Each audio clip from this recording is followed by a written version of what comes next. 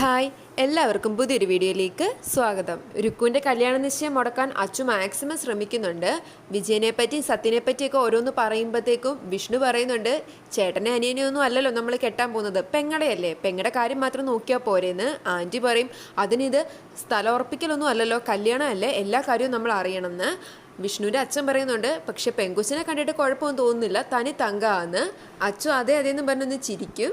അത് കാണുമ്പോൾ വിഷ്ണുവിന് ചിരിയാണ്, പക്ഷെ ആൻറ്റിക്ക് എന്തോ ഒരു പന്തികേട് തോന്നും. ആൻറ്റി ചോദിക്കും, സാർ എന്തിനാ ചിരിച്ചതെന്ന്. അച്ചു പറയും, ഒന്നുമില്ല. ആൻറ്റി പറയും, ഇല്ല എന്തോ ഉണ്ട്, അതുകൊണ്ടാണ് സാറ് ചിരിച്ചത്. വിഷ്ണുവിൻ്റെ അച്ഛനും പറയും, എന്തെങ്കിലും ഉണ്ടെങ്കിൽ സാർ അത് തുറന്ന് പറയണം. അവൻ പറയും, നിങ്ങൾ കല്യാണം ഉറപ്പിക്കാൻ പോവല്ലേ, അല്ലാതെ പെണ്ണ് കാണാൻ പോവല്ലോ, അന്നേരം ഞാൻ പറയുന്നത് ശരിയാവില്ലല്ലോ. ആൻറ്റി പറയും, വെറുതെ ഉറപ്പിക്കാനല്ല പോകുന്നത്, മോതിരം കൈമാറി കല്യാണ നിശ്ചയം നടത്താനാ, അതുകൊണ്ട് എന്താണെങ്കിലും സാറ് പറയണം. അച്ചു പറയും, വേറൊന്നും അല്ല, ആ പെൺകുട്ടിക്ക് മുമ്പൊരു പ്രണയം ഉണ്ടായിരുന്നു, നാട്ടിലൊക്കെ അതിനെക്കുറിച്ച് സംസാരം ഉണ്ടായിട്ടുണ്ട്, പക്ഷെ മുമ്പാ കേട്ടോ, ഇപ്പോൾ ഒന്നും ഇല്ലാന്ന് തോന്നുന്നു, വേറെ കുഴപ്പമൊന്നുമില്ല.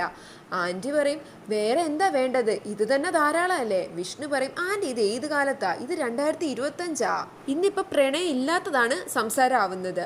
ആൻറ്റി പറയും, അതൊന്നും നീ പറഞ്ഞാൽ പോരാ, ഇത്രയൊക്കെ കേട്ടിട്ട് എങ്ങനെയാ ഇതുമായിട്ട് മുന്നോട്ട് പോകുന്നത്. അന്നേരമാണ് അവർക്കൊരു കോള് വരുന്നത്. ഫോണുമായിട്ട് അവരങ്ങ് മാറി നിൽക്കും സംസാരിച്ചുകൊണ്ട്. ഈ സമയം വിമല രുക്കുവിനെ ഒരുക്കിക്കൊണ്ടിരിക്കുകയാണ്. വിമല പറയുന്നുണ്ട്, ഒരു ബ്യൂട്ടീഷ്യനെ വെക്കായിരുന്നു, രുക്കു സമ്മതിക്കാത്തോണ്ടാണ് വെക്കാതിരുന്നത്. ഇന്നിപ്പം മരണ വീട്ടിൽ പോലും ബ്യൂട്ടീഷ്യനെ വെക്കുന്ന പരിപാടിയുണ്ട്. രുക്കു മനസ്സിൽ ചിന്തിക്കും, മിക്കപ്പോഴും ഇതും ഒരു മരണ വീടായി മാറും. ഒരുക്കി കഴിഞ്ഞ് വിമല പറയുന്നുണ്ട്, എൻ്റെ യുക്തിക്ക് അനുസരിച്ച് ഞാൻ ഒരുക്കിയിട്ടുണ്ട്, പിന്നെ രുക്കുവിന് സൗന്ദര്യം ഉള്ളത് കൊണ്ട് തന്നെ അധികം മേക്കപ്പിൻ്റെ ഒന്നും ആവശ്യമില്ല, മോള് പോയി കണ്ണാടിയിലൊന്ന് നോക്കിക്കേ. അവൾ എന്നിട്ടും അനങ്ങാതിരിക്കുന്നത് കണ്ട് എന്തു പറ്റിയെന്ന് ചോദിച്ച് വിമല അവളുടെ മുന്നിലേക്ക് കയറി നിൽക്കും. അന്നേരമാണ് അവളുടെ കണ്ണൊക്കെ നിറഞ്ഞിരിക്കുന്നത് കാണുന്നത്. എന്തിനാ കരയുന്നതെന്ന് ചോദിച്ച് കണ്ണൊക്കെ തുടച്ചു കൊടുക്കും. ഒന്നുമില്ല ചേച്ചി എന്ന് അവൾ പറയുമ്പോൾ വിമല ചോദിക്കും, കല്യാണം കഴിഞ്ഞ് ഞങ്ങളെയൊക്കെ വിട്ടു പോകുന്നത് ഓർത്തുള്ള വിഷമാണോ? പക്ഷെ കല്യാണം ഇപ്പം നടക്കുന്നില്ലല്ലോ, മോതിരമാറലല്ലേ ഉള്ളൂ. എന്നിട്ടും രുക്കു കരയുന്ന കാണുമ്പോൾ വിമല പറയുന്നുണ്ട്, അതല്ല വേറെ എന്തോ ഉണ്ട്, എന്താന്ന് വെച്ചാ മോള് തുറന്ന് പറ. എന്റെ കണ്ണിൽ കരട് വീണതാന്ന് പറയുമ്പം വിമല പറയും, കണ്ണിൽ കരട് വീണിട്ട് കരയുന്നത് എങ്ങനെയാന്ന് എനിക്ക് കണ്ടാൽ മനസ്സിലാവും. ഇതിപ്പം കണ്ണിലല്ല, കരളില കരട് പോയേക്കുന്നത്. പ്രശ്നം എന്താന്ന് വെച്ചാ എന്നോട് പറ, ഞാൻ നിന്റെ ഏട്ടത്തിയമ്മയല്ലേ, എനിക്കൊരു പക്ഷെ സഹായിക്കാൻ പറ്റിയാലോ. രുക്കു മനസ്സിൽ ചിന്തിക്കും, അത് ശരിയാ, വിമലേച്ചിയോട് കാര്യങ്ങളെല്ലാം പറയാം. രുക്കു വിമലയോട് പറയുന്നുണ്ട്, വിമലേച്ചി ഞാൻ ഒരാളുമായിട്ട് സ്നേഹത്തില്ല. അത് കേട്ട് വിമല ശരിക്കും ഞെട്ടിപ്പോകും.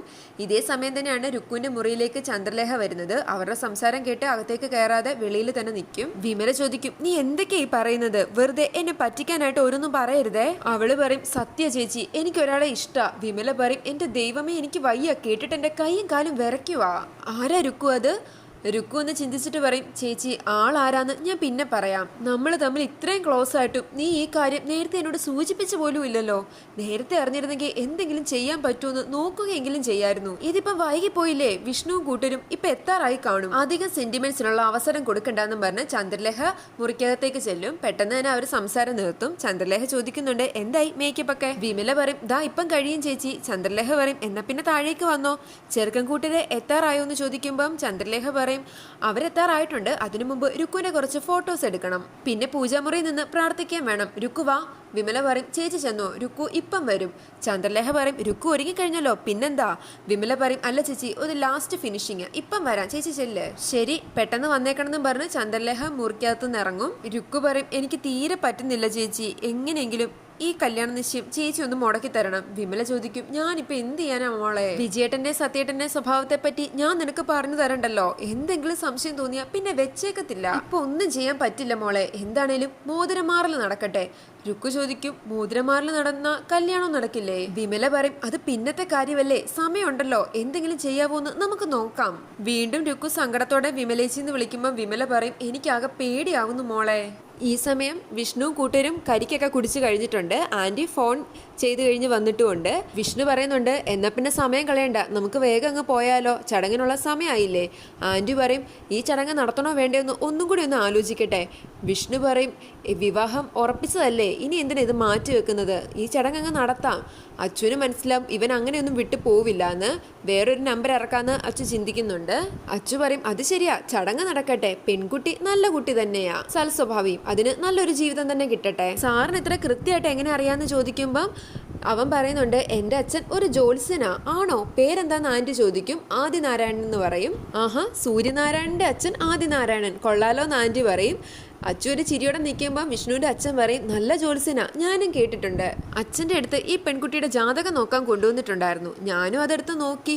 കുറച്ച് ജ്യോതിഷമൊക്കെ എനിക്കും അറിയാം. പെണ്ണിന്റെ ജാതകം ഉത്തമ ജാതകം തന്നെയാണ്, എല്ലാ നല്ല കാര്യങ്ങളും ഒക്കെ ഉണ്ട്. പക്ഷേ അതെന്താ സാറേ ഒരു പക്ഷേ?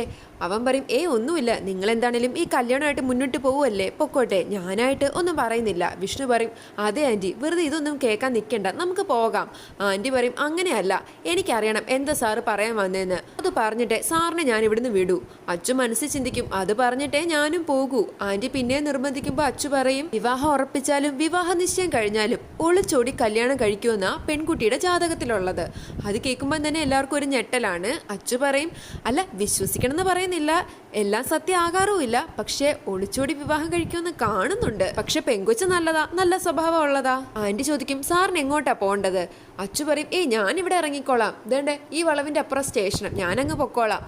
അവർ പറയും, എന്നാ ശരി, ഞങ്ങൾ പോട്ടെ, സാറിനെ കണ്ടതിലും പരിചയപ്പെട്ടതിലും ഒരുപാട് സന്തോഷം എന്ന് ആന്റി പറയും. ഓ ശരി, ആയിക്കോട്ടെ എന്ന് അച്ചുവും പറയും. അങ്ങനെ അവർ കാറിൽ കയറി പോകും. അച്ചു നല്ല സന്തോഷത്തിൽ തന്നെയാണ്. ഈ കല്യാണ നിശ്ചയം മുടങ്ങുമെന്ന് അവന് ഏറെക്കുറെ ഉറപ്പായിട്ടുണ്ട്. ഉണ്ണിമോക്ക് മരുന്ന് കഴിക്കാൻ തീരെ താല്പര്യമില്ല. അർച്ചന ഓരോന്നൊക്കെ പറഞ്ഞ് ഉണ്ണിമോളെ കൊണ്ട് മരുന്ന് കഴിപ്പിക്കും. എന്നിട്ട് മഞ്ജുവിനെ വിളിച്ച് പറയുന്നുണ്ട്, മഞ്ജു, ഞങ്ങൾക്ക് വിശക്കുന്നുണ്ട്, കഴിക്കാൻ ചൂടായിട്ട് എന്തെങ്കിലും എടുത്തോളാൻ. മഞ്ജു ഇപ്പം കൊണ്ടുവരാന്ന് പറയും. എന്നിട്ട് അവള് പറയും, ചൂടായിട്ട് ഞാൻ ഇവിടെ നിൽപ്പുണ്ട്, അവിടെ ഇരുന്ന് ഓർഡർ ഇടാതെ ഇവിടെ വന്ന് എടുത്തോണ്ട് പോക്കൂടെ. മഞ്ജു ഓട്സ് ഒരു പാത്രത്തിലാക്കി മോക്ക് കൊടുക്കാൻ വേണ്ടി ചെല്ലുന്നുണ്ട്. അന്നേരം കാണുന്നത് മോള് അർച്ചനയുടെ മടി ഇരിക്കുന്നതാണ്. അത് കാണുമ്പോൾ തന്നെ മഞ്ജുവിന് ദേഷ്യമാവും. മഞ്ജു അടുത്ത് ചെന്നിരുന്ന് മോളെ വിളിക്കും, വാ മോളെ, ഓട്സ് കഴിക്കുന്നു പറഞ്ഞ് അത് വായി കൊടുക്കാൻ പോകുമ്പോഴത്തേക്കും കൊച്ചു പറയും വേണ്ടാന്ന്. അർച്ചന പറയും, അത് പറഞ്ഞാൽ പറ്റില്ല, പനി മാറണ്ടേ, മോള് കഴിക്കണം. അവള് പറയും, എനിക്ക് ആൻറ്റിയമ്മ തന്നാൽ മതി. മഞ്ജു പറയും, അമ്മ തരാം മോളെ. കൊച്ചു പറയും, വേണ്ട, എനിക്ക് ആൻറ്റിയമ്മ തന്നാൽ മതി. അർച്ചന പറയും, ശരി ശരി, എന്നാൽ മഞ്ജു ഞാൻ കൊടുക്കാം, ഇങ്ങ് തന്നേക്കെന്ന് പറയും. മഞ്ജു ഇഷ്ടമില്ലാതെ അത് അർച്ചനയുടെ കയ്യിലോട്ട് കൊടുക്കും. അർച്ചന തന്നെ കുഞ്ഞിനെ ഓട്സ് വായി വെച്ച് കൊടുക്കും. മഞ്ജുവിന് നല്ല ദേഷ്യം വരും.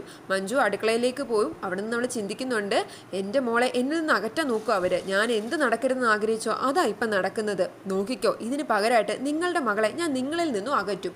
വിജയേട്ടൻ്റെ കയ്യിൽ ഞാൻ അവളെ എത്തിക്കും. ഈ വീടിൻ്റെ അവകാശം ഞങ്ങൾക്ക് മാത്രമായിട്ട് മാറും. ഈ കല്യാണം വേണ്ടാന്ന് തന്നെ വിഷ്ണുവിൻ്റെ ആൻറ്റി അച്ഛനും പറയുന്നുണ്ട്. എന്നാൽ വിഷ്ണു സമ്മതിക്കത്തില്ല, ഇത് തന്നെ മതിയെന്ന് പറയും. ആൻറ്റി പറയും, ആ പെണ്ണ് ഒളിച്ചോടി പോകുന്നല്ലേ പറഞ്ഞത്, അങ്ങനെയുള്ളൊരു പെണ്ണുമായിട്ട് എങ്ങനെയാ കല്യാണ നിശ്ചയം നടത്തുന്നത്? വിഷ്ണു പറയും, ഞാനല്ലേ അവളെ കെട്ടാൻ പോകുന്നത്, എനിക്കില്ലാത്ത കുഴപ്പം എന്തിനാ നിങ്ങൾക്ക്? എത്ര പെൺകുട്ടികളെ പോയി കണ്ടതാ, അവരെ ഒന്നും എനിക്കിഷ്ടമായില്ലല്ലോ. എനിക്കിഷ്ടമായത് രുക്മിണിയാ. ഞാനൊരു വിവാഹം കഴിക്കുന്നുണ്ടെങ്കിൽ അത് രുക്മിണിയെ മാത്രമായിരിക്കും. ആൻറ്റി പറയും, എടാ എന്നാലും ആ പെണ്ണ് വരുന്നത് നമ്മുടെ വീട്ടിലേക്കല്ലേ. വിഷ്ണു പറയും, ആൻറ്റിയുടെ മോടെ കല്യാണം എങ്ങനെയാ നടത്തിയത്, ഒത്തിരി പൊരുത്തം നോക്കിയൊക്കെയാണല്ലോ, എന്നിട്ട് എന്തായി, മോളിപ്പം വീട്ടിൽ വന്ന് നിൽക്കുന്നില്ലേ? അവർ പറയും, എടാ അതൊക്കെ ശരിയാ, എന്നാലും അവൾ ഒളിച്ചോടി പോകുന്നല്ലേ പറയുന്നത്. വിഷ്ണു പറയും, ആ പോലീസുകാരൻ എന്താ പറയുന്നത്?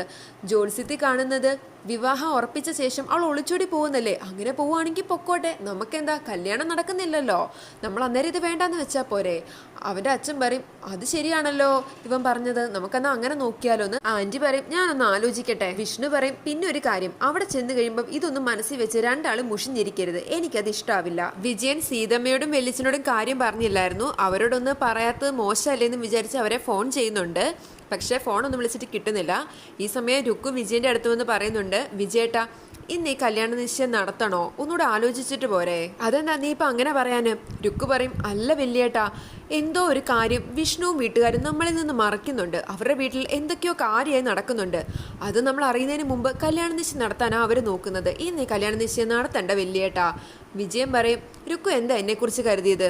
ആരെങ്കിലും വന്ന് എന്തെങ്കിലും പറഞ്ഞാൽ ഞാൻ നിന്നെ അങ്ങ് കെട്ടിച്ചു കൊടുക്കുമെന്നോ? ഞാൻ വിഷ്ണുവിനെയും വീട്ടുകാരെയും പറ്റി നല്ലപോലെ അന്വേഷിച്ചിട്ട് തന്നെയാണ് ഈ കല്യാണമായി മുന്നോട്ട് പോകാൻ തീരുമാനിച്ചത്. രുക്കു ആകെ വിഷമിച്ച് നിൽക്കുന്ന കാണിച്ചാണ് എപ്പിസോഡ് അവസാനിക്കുന്നത്. ഇവർ സംസാരിക്കുന്നത് ചന്ദ്രലേഖ കേൾക്കുന്നുമുണ്ട്. ആ വീട്ടിൽ രുക്കു എന്തൊക്കെ സംസാരിച്ചാലും ചന്ദ്രലേഖ അവിടെയെല്ലാം എത്തുന്നുമുണ്ട്. അച്ചുവിൻ്റെ പ്ലാൻ വിജയിക്കുമെന്ന് തോന്നുന്നില്ല. ലക്ഷണം കണ്ടിട്ട് കല്യാണ നിശ്ചയം നടക്കാനുള്ള എല്ലാ ചാൻസും ഉണ്ട്.